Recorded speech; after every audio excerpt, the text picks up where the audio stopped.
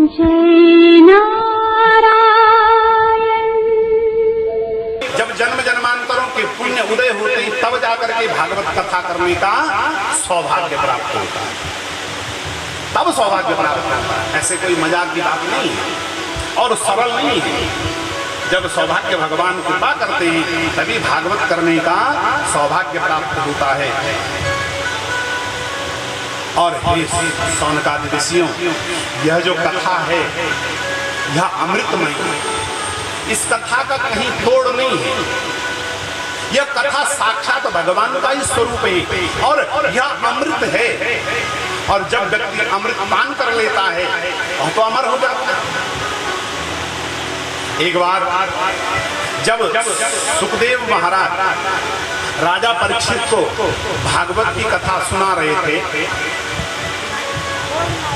5वां दिन पूरा हुआ। जब देवताओं ने देखा राजा परीक्षित का मोक्ष होने वाला है तो देवताओं ने क्या करा, अपने स्वर्ग से सभी देवता, इंद्रादि देवता घड़े में सोने के कलश में अमृत भर करके और सुखदेव जी के पास आया। सोने के कलश में अमृत भरा हुआ सुखदेव जी से राजा परीक्षित कथा सुन रहे हैं। इतने में देवता लोग आए। देवताओं ने कहा, महाराज हे सुखदेव, हे गुरुदेव, आप यह जो अमृत है यह राजा परीक्षित को पिला दो। इसको मरने का भय है ना, राजा परीक्षित को पिला दो, राजा परीक्षित अमर हो जाए। लेकिन जो श्रीमद् भागवत की कथा है वह आप हमें सुनाओ। सभी देवताओं ने कहा, महाराज हमें भागवत की कथा सुनाओ।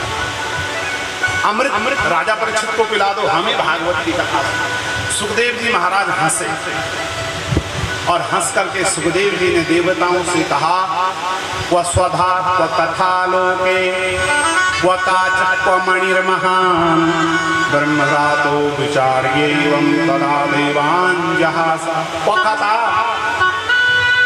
व सुधा लोके, अरे देवताओं कहाँ तुम्हारी सुधा मने अमृत और कहाँ मेरी भागवत की कथा। यह तो ऐसा है, वह कांच व मणिर्महान, जैसे कांच और मणि इनकी तुलना नहीं। मणि की कीमत करोड़ों में होती है और कांच की कीमत कौड़ियों में होती है।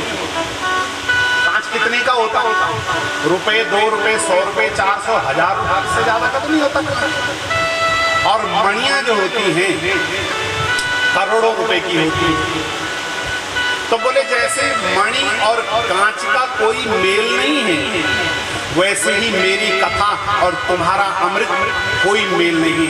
तुम्हारा जो अमृत है वह कांच है और मेरी कथा जो है वह अमृत है, वह अमृत, उस कथा का मेल नहीं। इसलिए ऐसा सुखदेव जी महाराज ने सभी देवताओं को वहां से भगा दिया, लेकिन कथा नहीं सुना, अमृत कथा नहीं सुना। सूत जी कहते हैं, हे ऋषियों, बोले भले ही नारद जी महाराज ने यह कथा अपने भगवान नारायण से ही यह कथा सुनी हो, लेकिन जो इसकी सप्ताह विधि है वह तो नारद जी महाराज ने इस पृथ्वी में और सनकादि ऋषियों से ही सुनी। सौनक जी ने सूत जी को रोक दिया, महाराज ये तो आपने उल्टी बात कह दी। सनकादि जो ऋषि हैं 4 भाई, वह बद्रीनाथ से कहीं जाते नहीं, वो बद्रीनाथ में ही रहते और नारद जी कहीं पर टिकते नहीं। तो ये तो विपरीत बात हो गई। एक व्यक्ति है कहीं जाता नहीं है और एक व्यक्ति है कि ठहरता नहीं है। इन दोनों का संगम कैसे और कहां पर हुआ, कैसे ये बात संभव हुई, हमारी समझ में तो नहीं आया।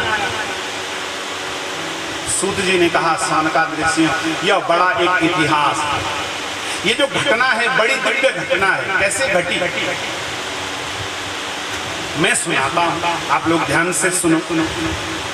कथम ब्रह्मन् वेगं दीन मुखा कुतश्चिंता कुरु भवान त्वरितं गम्यते कुत्र कुतश्च गमनं तवः। एक बार नारद जी महाराज बद्रीनाथ धाम में हाँफते हाँफते सांस फूल रहा, दौड़े जा रहे हैं, दौड़े जा रहे हैं, दौड़े जा रहे हैं। वहीं सनकादि ऋषि जो ब्रह्मा के पुत्र हैं, सनक, सनंदन, सनातन और सनत कुमार, ये 4 ऋषि हैं। इनका व्यसन क्या है?